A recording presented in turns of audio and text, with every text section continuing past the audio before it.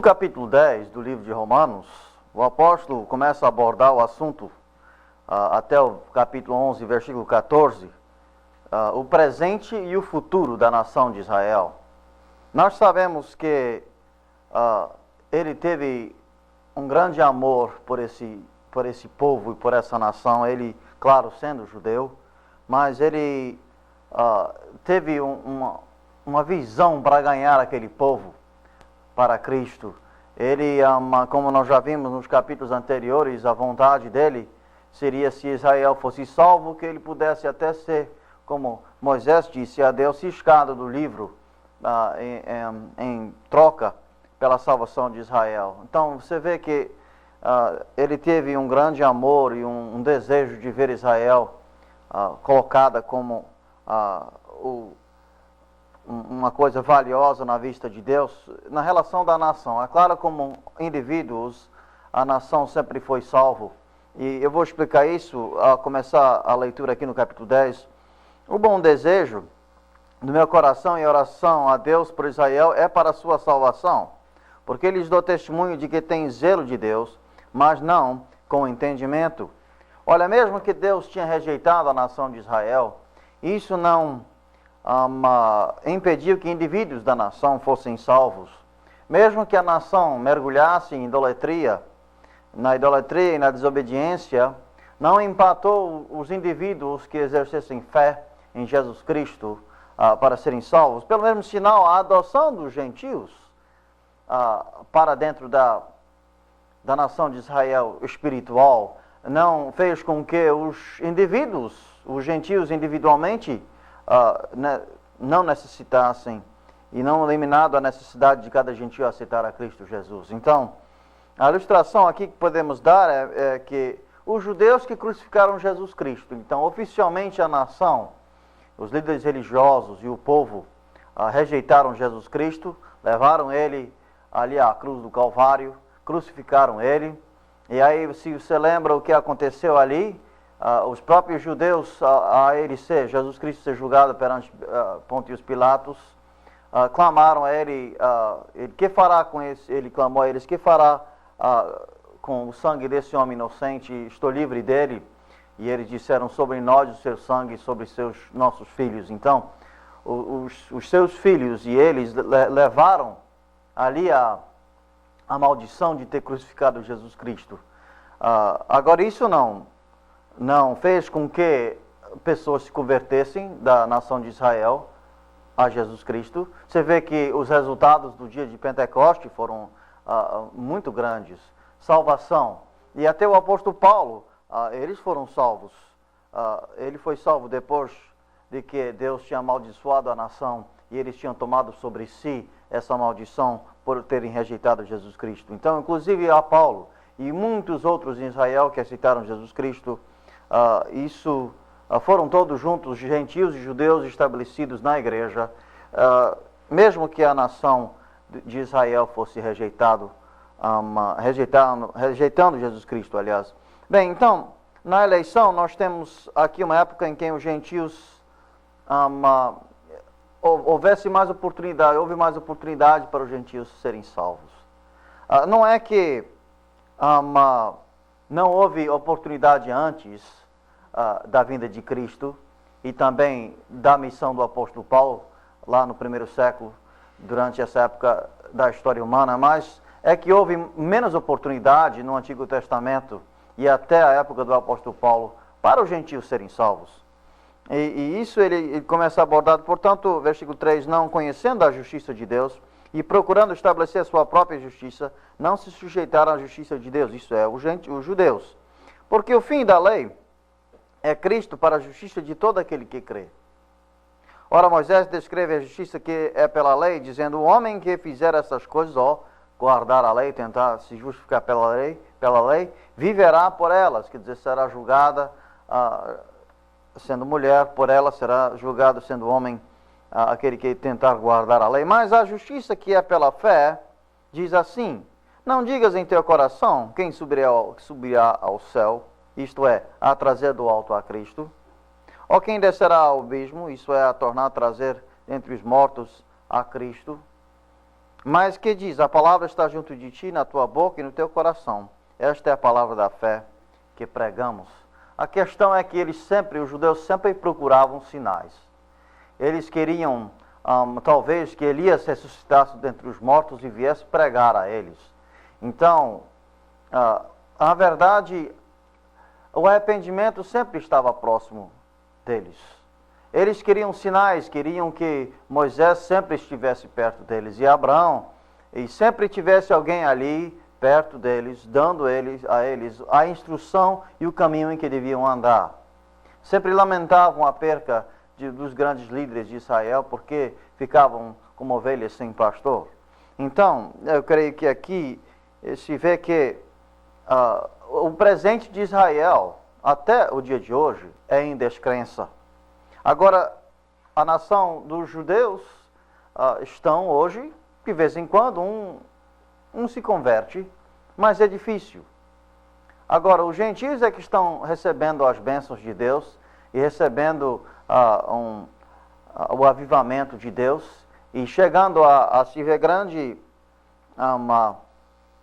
coisas acontecendo espiritualmente com os gentios. Mas um dia Deus vai trocar os campos e os gentios vão voltar àquela situação que eles tinham antes de conhecer a Cristo, antes de ter a oportunidade aberta por eles pela descrença dos judeus. Então, a descrença dos judeus fez com que a oportunidade fosse dada aos gentios.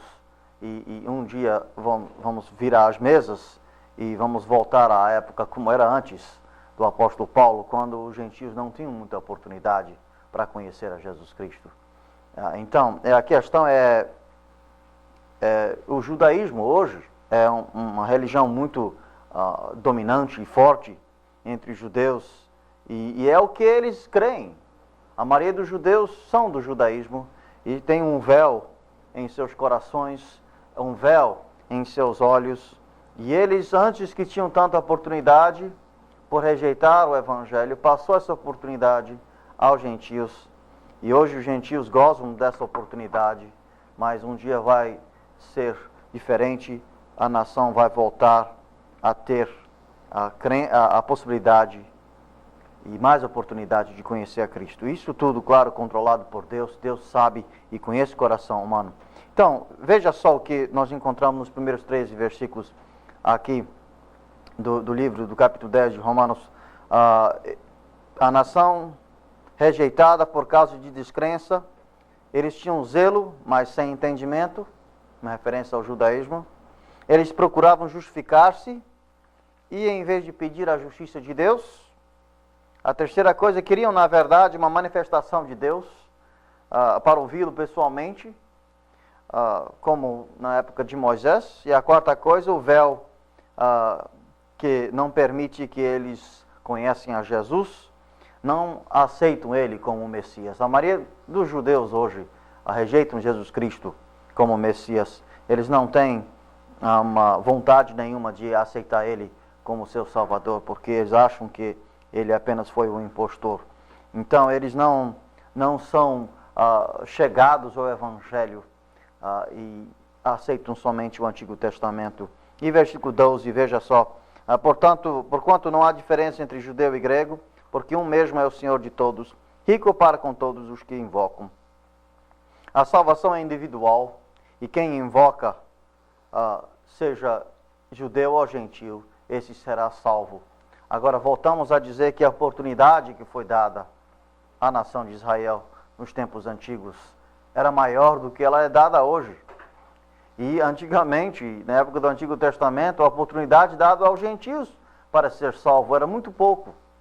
Mesmo que, vamos dizer, na época de Abraão, se um judeu que fosse conhecedor da lei, ele tinha mais oportunidade de conhecer a Deus do que um gentil que não fazia parte da nação de Israel. Mas mesmo assim, eles ambos teriam que ser salvos pela fé, como o trecho diz. Versículo 13, porque todo aquele que invocar o nome do Senhor será salvo. Que promessa nós temos! Que graça e misericórdia estendida ao homem, tanto judeu como gentil, de Deus dizer, quem me invocar será salvo. Então, nós temos aí a nação de Israel que rejeitou a Deus em Jesus Cristo, e agora a salvação, os gentios têm mais oportunidade que os judeus para ser salvo. Mas se você olhar o livro de Apocalipse, você descobre que um dia haverá 144 mil judeus, pregadores, que pregarão o evangelho, e a salvação, a oportunidade para os judeus será aumentada, e Deus vai trazer aquele remanescente que ele sempre teve, e serão salvos, e entrarão e reinarão com ele por uns 1000 anos. E que maravilha nós temos do amor e a misericórdia de Deus para o seu povo. E ainda são o povo eleito de Deus. Nada pode mudar isso. E versículo 14 a 21, no restante do capítulo 10, não há desculpa para a descrença de Israel. Não existe desculpa para eles não crerem. Não existe desculpa para eles não terem uma fé em Jesus Cristo. E às vezes nós imaginamos como é que aquele povo, quando Cristo veio, como é que eles não reconheceram Ele como o Messias? É porque existe um véu ali. E esse véu realmente precisa ser removido para que eles possam crer. Ele fez aqueles grandes milagres, fez os coxos andarem, os cegos verem, os mortos ressuscitarem. Quer dizer, que andou por sobre as águas. Que maravilhas Cristo fez ali para provar quem Ele era, o próprio Filho de Deus, o Messias. Ele cumpriu as promessas do Antigo Testamento. Só pessoas que não queriam mesmo aceitar Ele teriam alguma desculpa. Não existe deles não poderem aceitar Ele, porque Ele provou quem Ele era perante as profecias do Antigo Testamento. Aqui nós temos, nesse trecho de 14 a 21, as perguntas feitas por dos judeus descrentes ou um gentio, talvez.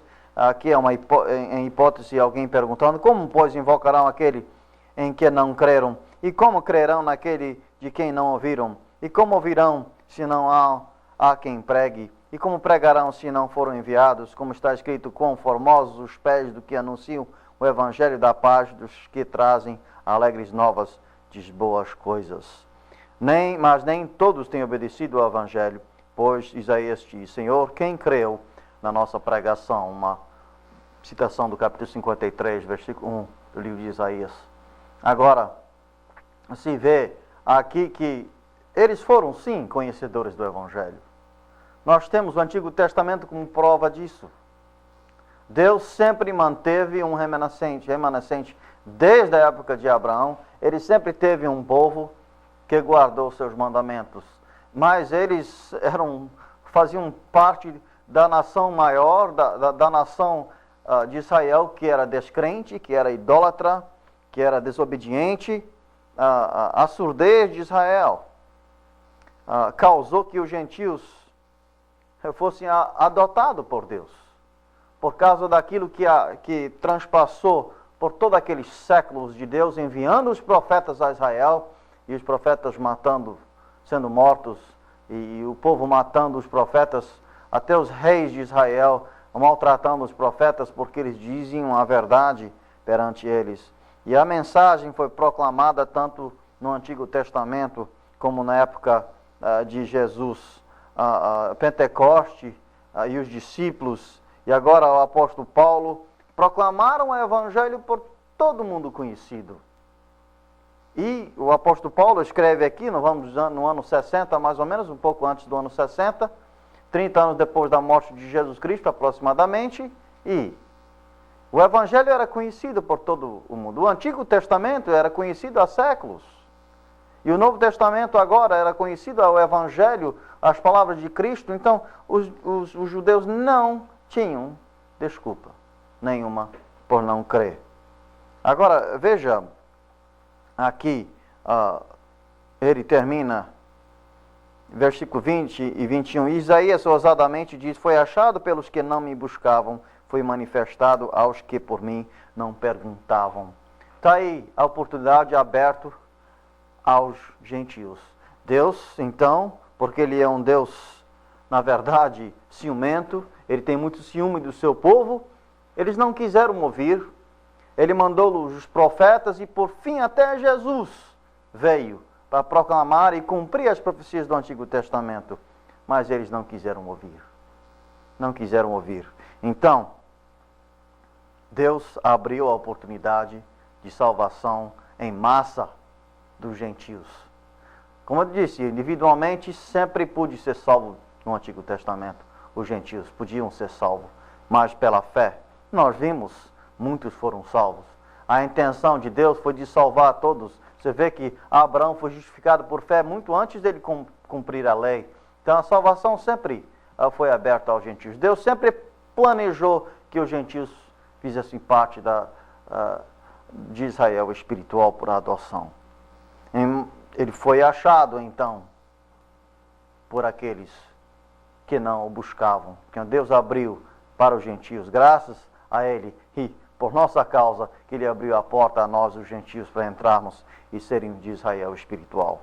E versículo 21, mais para Israel, ele diz: todo dia estendi as minhas mãos a um povo rebelde e contradizente.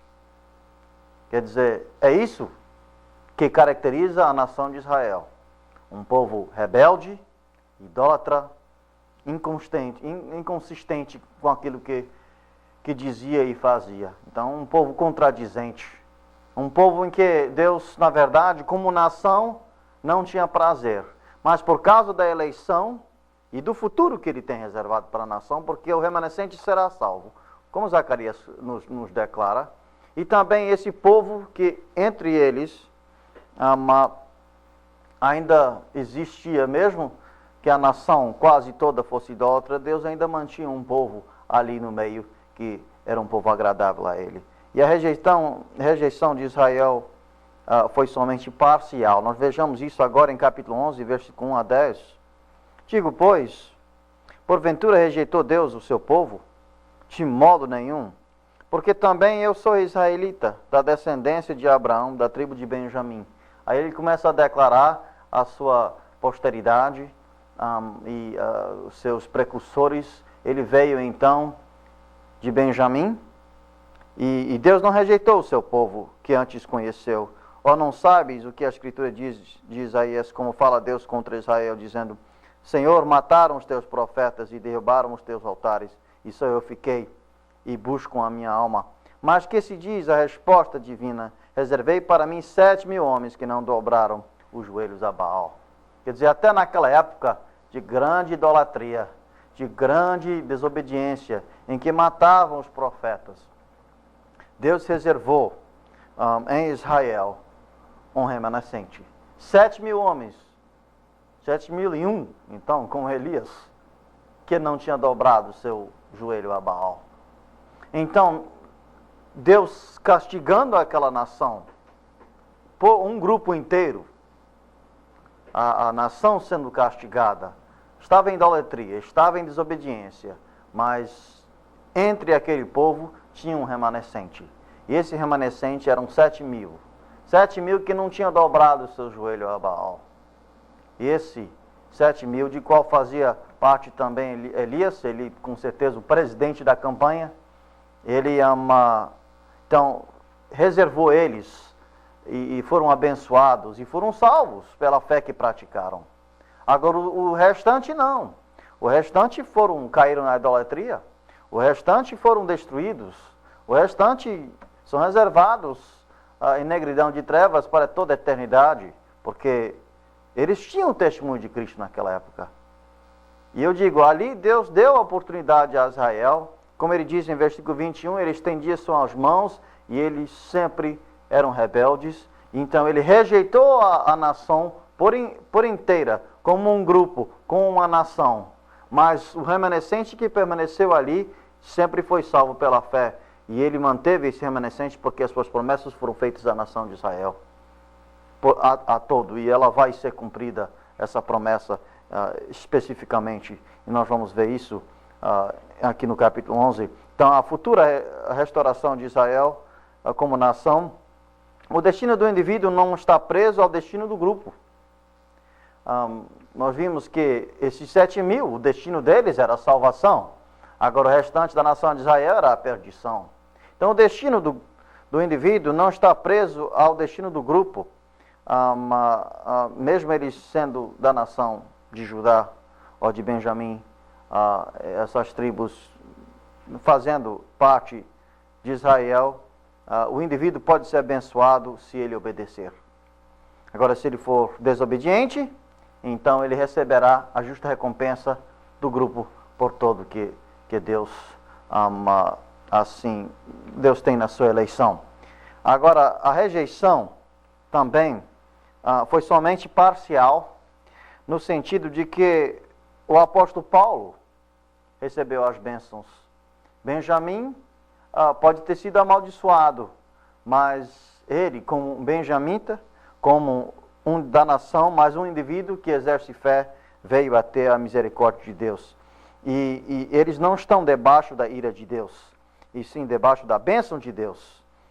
Veja aqui em versículo 5, assim, pois também agora, neste tempo, ficou um remanescente, segundo a eleição da graça. Um remanescente. E, na verdade, se você for ver até os gentios hoje que estão debaixo da bênção de Deus, por nós estarmos na época da igreja, nós temos, durante essa época, milhões e talvez até bilhões de pessoas, desde a época do primeiro século cristão, que vêm a conhecer a Jesus Cristo por causa da descrença dos judeus. É um pouco, talvez um pouco, nós ficamos um pouco confusos, mas a verdade é que Deus usa até o mal e vira esse mal para o bem.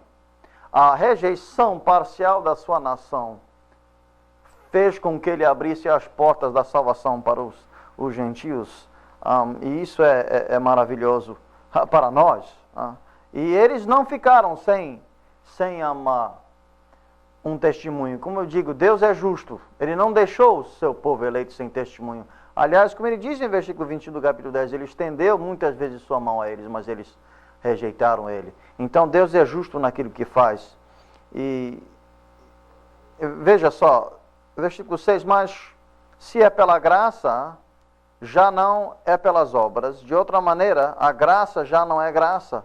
Se porém é pelas obras já não é mais graça. De outra maneira, a obra já não é obra. Por quê? Pois que o que Israel buscava não o alcançou, mas os eleitos o alcançaram e os outros foram endurecidos. Está entendendo o que ele está dizendo aqui? Assim, o remanescente, ele fala, que são os eleitos. Os eleitos da nação eleita. Então, sempre há um remanescente, um grupo, que mesmo estando num grupo maior na desobediência, goza das bênçãos de Deus. Agora, se é pela graça, então é pela graça. E esse remanescente foi salvo pela fé, mediante a graça e misericórdia de Deus. Porque ele já tinha amaldiçoado a nação. Mas essa maldição não caiu sobre aqueles que com fé praticaram a fé, e a graça se estendeu a eles. Agora os outros que tentaram pelas obras agradar a Deus foram endurecidos e caíram na maldição. Pois é, então, assim que Deus opera, e se nós entendemos isso ou não, às vezes é um pouco difícil nós entendermos os caminhos de Deus, mas Deus faz tudo perfeitamente, porque Ele conhece o coração, Ele conhece o futuro. É isso que Ele sabe mais do que nós. Então não podemos julgar o caso aqui de Deus sem que primeiro consultamos a Ele para ver qual é o futuro, né, disso tudo. Versículo 8, como está escrito, Deus lhe deu espírito de profundo sono, olhos para não verem e ouvidos para não ouvirem, até ao dia de hoje. Quer dizer, por causa dessa desobediência nacional da nação de Israel, Ele colocou esse véu perante seus olhos, seus ouvidos estão surdos, e hoje, veja só, se prega o evangelho para um judeu é muito difícil ele ouvir e entender. Começa a mencionar Jesus Cristo, ele já acha que ele era um revolucionário, um impostor e assim por em diante. Então, essas coisas precisam ser entendidas para que nós já não pensamos que Deus rejeitou a nação de Israel. Deus não rejeitou, Ele rejeitou parcialmente a nação. Os remanescentes que vão crer, Ele abençoou e abriu seus olhos. Os que tentam guardar a lei foram vedados, foram feitos surdos foram endurecidos para que esse povo não ouvisse e não chegasse a conhecer a Jesus Cristo. E aí nós podemos descobrir um grande um argumento aqui que alguém diz, então Deus colocou uma armadilha a eles. Não, é porque ele conhecia seus corações. Versículo 9 e 10 diz, Davi diz, torne-se-lhes a sua mesa em laço e em armadilha e em tropeço por sua retribuição. Escureçam-se-lhes os olhos para não verem e encurvam-se-lhes continuamente as costas. Aí se vê que o peso que estava sobre eles era o peso da lei. E a lei foi dada para que eles fossem conhecedores da sua necessidade de um Salvador, para que exercessem fé e não tentassem ganhar a salvação por si mesmo. Veja o que aconteceu com Caim e Abel. Abel foi obediente a Deus. Deus ensinou a seu pai, Adão, a sacrificar animais. Então ele sacrificou seus animais. Sem o derramamento de sangue não pode haver remissão dos pecados. E ele cobriu eles com aquelas peles, as primeiras mortes ali no jardim. Então Adão deve ter ensinado aos seus filhos o modo correto. E como o relato em Gênesis diz, Adão passou a seus filhos, ensinou eles essas coisas, o modo correto, na hora certa, como fazer. E Abel obedeceu. E Caim achou que ele poderia, pelas obras, pelo plantio e pelas obras que ele tinha, podia agradar a Deus do seu próprio modo. E ele foi rejeitado, como nós vimos. Então, essas coisas são o símbolo e o sinal de como é Israel em seu coração. Deus deu a ele, Caim, uma oportunidade de arrepender-se, mas ele não se arrependeu. Aliás, ele endureceu seu coração. E ainda mais acabou matando seu irmão Abel, e aí sofrendo a grande pena que ele sofreu. Então, o que eles tinham ali tornou-se uma armadilha. Eles tinham a lei, eles tinham os profetas, eles tinham a oportunidade, e eles acabaram não aproveitando essa oportunidade. Essa mesa que Deus pôs a eles acabou fazendo com que eles rejeitassem a ele, e acabou em tropeço, a lei e tudo mais. Então, eles são culpados pelo seu destino. Deus não é culpado pelo erro de ninguém, nem pela fraqueza de ninguém, nem pela falta de oportunidade de ninguém de conhecer a Jesus Cristo. Como nós vimos no início do livro, nós temos a revelação geral, que é a natureza, que proclama Deus. Nós temos a revelação específica, que é a palavra de Deus, que proclama Ele como quem Ele é. E temos a consciência do homem também, que Deus colocou em seu coração. Ele sabe que ele falha, ele sabe que ele erra. E essas coisas todas, então, a consciência, a lei específica, que é a Bíblia, e também a natureza, proclama o fato de que o homem é necessitado de salvação, e ele é fraco e ele precisa de um Redentor. Mas assim Israel tinha tanta oportunidade e rejeitou Jesus Cristo. E aqui nós vemos isso. Então, em versículo 10, termina com curvar-se continuamente às costas, quer dizer, viram as costas e não dão as costas a Deus por aquilo que eles têm. Deus, então, não dá oportunidade para eles como nação. Dará no futuro, mas, por enquanto, as oportunidades são abertas ao povo gentil, nós. Então, é isso que Deus tem a dizer nesses capítulo 10 e 11 até o versículo 10. E continuaremos na próxima lição, versículo 11 em diante.